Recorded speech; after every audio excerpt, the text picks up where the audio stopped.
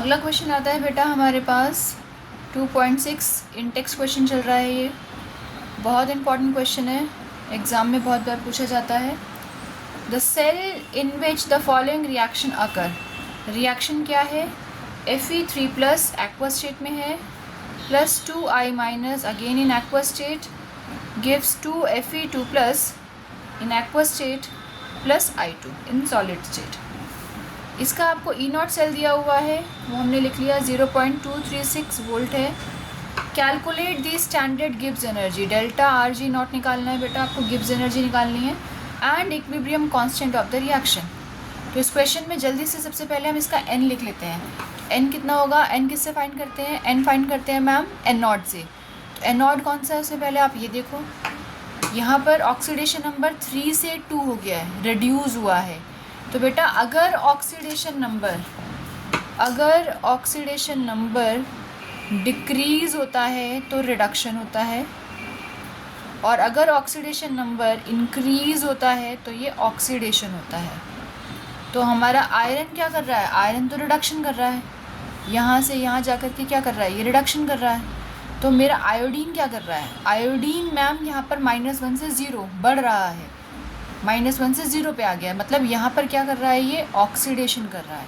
कितने का कर रहा है? 2 इलेक्ट्रॉन्स का कर रहा है। रिडक्शन कितने का हो रहा है? 2 इलेक्ट्रॉन्स का। तो n की वैल्यू ऑक्सीडेशन 2 होगी, ऑक्सीडेशन से पता चली n की वैल्यू 2 होगी। ठीक है जी, n निकाल लिया हमने।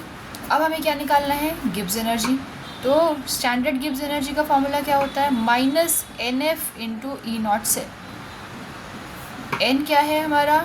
2 है, f क्या है? फैराडे कांस्टेंट 96500, और E0 सेल आपको क्वेश्चन में दिया हुआ है 0.236।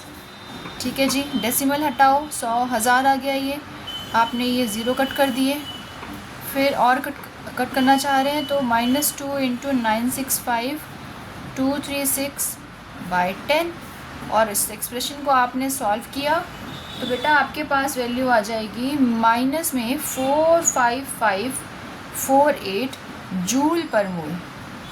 और क्योंकि हमारी गिब्स एनर्जी है तो उसको स्टैंडर्ड फॉर्म में निकाल देते हैं, किलो जूल की फॉर्म में, तो डेसिमल आ जाएगा यहाँ पर, तो -45.548 किलो जूल पर मोल है ना जी। तो यहाँ से हमने क्या कर दिया? इसको स्टैंडर्ड फॉर्म में निकाल दिया, ये आ गया हमारे पास डेल्टा जी। अब हमें क्या निकालना है? इसमें केसी निकालना है। अब केसी क्या होता है? केसी का फॉर्मूला यहीं से डिराइव होता है। केसी का फॉर्मूला कैसे निकालते हैं? देखो, डेल्टा RG0 जो होता है बेटा वो -NF E0 सेल होता है। इक्विलिब्रियम कंडीशन से ही निकालते हैं हम।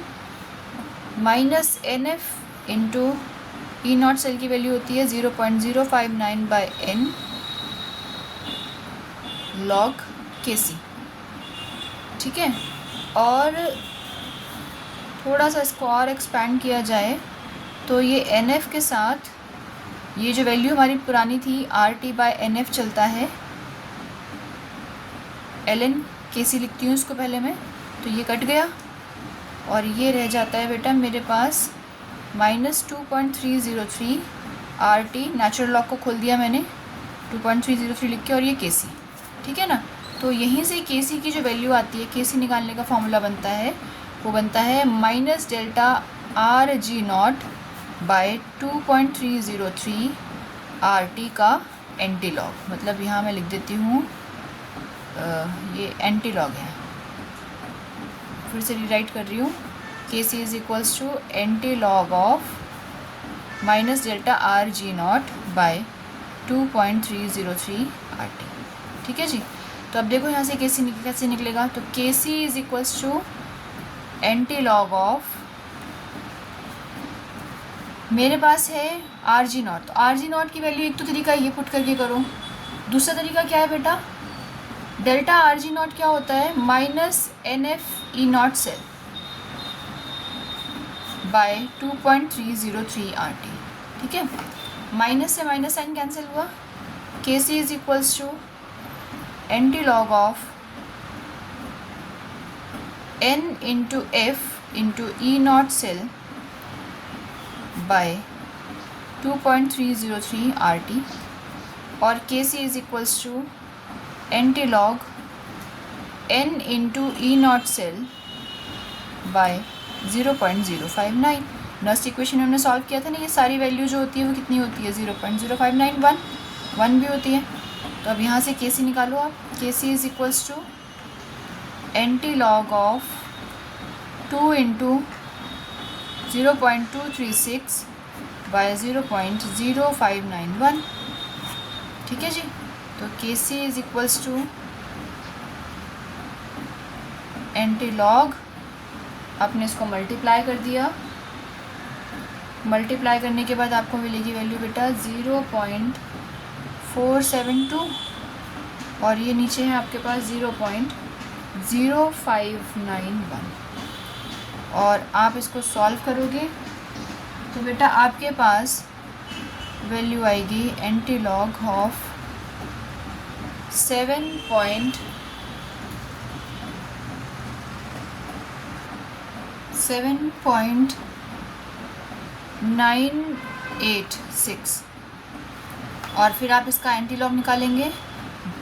0.98 को आप 6 पे देखेंगे तो बेटा ये आएगा 9.5 के आसपास वैल्यू आपकी, 9.66 है ना, 66 है तो 9.66 मिलेगा। और 10 की पावर जो भी डेसिमल से पहले लिखा होता है वो पावर में आ जाता है, तो ये इतना आ जाएगा।